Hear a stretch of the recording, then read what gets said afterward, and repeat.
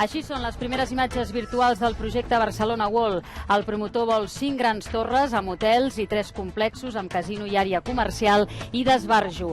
El disseny s'ha desvelat abans que s'aprovi el pla urbanístic que està fent la Generalitat.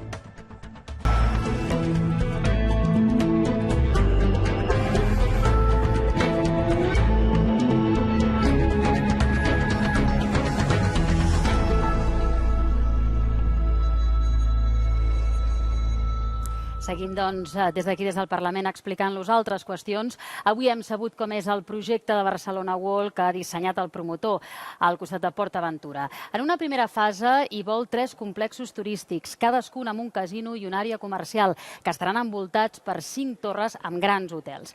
El disseny, però, està pendent del que acabi autoritzant el pla urbanístic que prepara la Generalitat.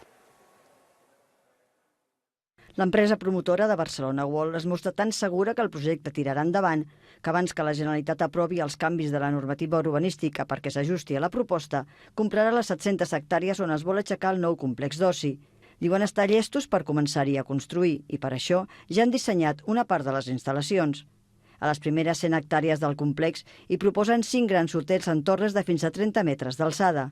Una plataforma amb coberta verda relligarà els espais on se situarien els 3 casinos, les zones comercials, el centre de convencions, teatres i altres espais d'esbarjo.